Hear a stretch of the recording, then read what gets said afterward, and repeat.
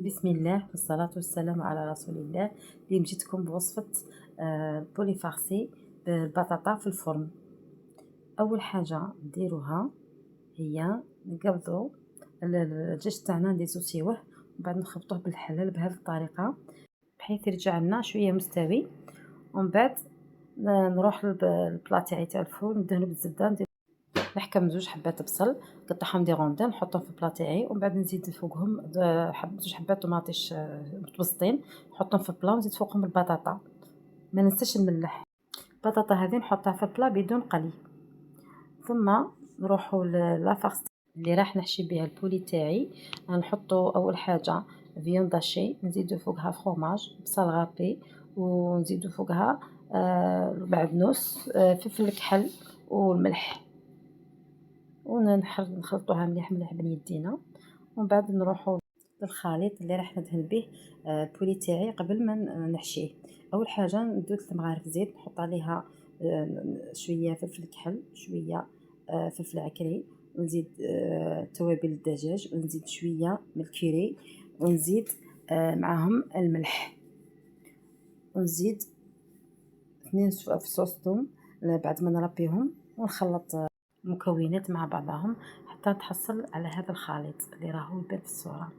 نحكم قطع الدجاج منزوعة العظام تاعي ونسيي ندهنها بهذا الخليط بهذا الشكل، ومن بعد نحطها في غرفية تكون مكوفرية بابي فيلم، ونحط الدجاج تاعي بهذا الشكل ونزيد نحط فيه لافارس ومن بعد نطمها ببابي فيلم بالطريقة هذه، صدير نكون على شكل كرة ونزير عليها بيدي هكذا باش تحكمني لا فورم بهذه الطريقة بالبابي فيلم.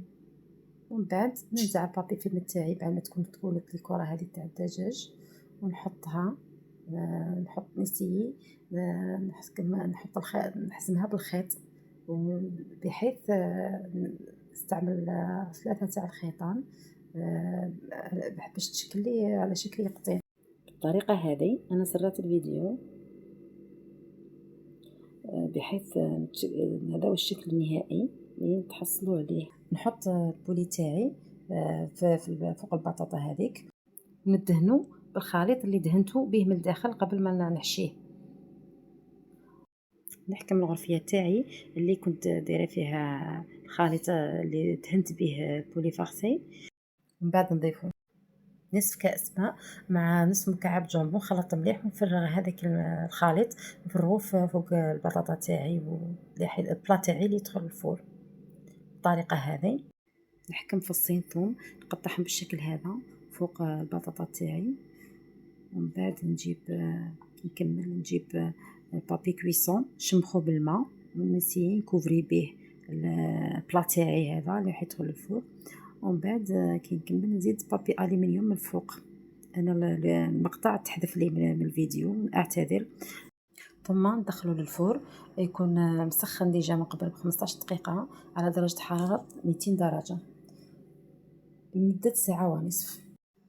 ثم نحيه من الفرن ونتاكد بلي طابلي باستعمال الشوكه او السكين. ومن بعد ندير خليط مكون من الزيت، فلفل كحل، ملح، توابل الدجاج، ندهن بهم البولي فارسي من فوق. نعاود نرجعو للفرن بالطريقه هذه طبعا نعاود نرجعو للفرن باش يكمل لي باش يدي تحميره شابه من فوق. وهذه هي النتيجه النهائيه اللي تحصلت عليها. شوفوا لي كيف راه يشهي. وهنايا راه في طبق التقديم. ننصحكم انكم تجربوا هذه الوصفه باسكو بنينه بزاف.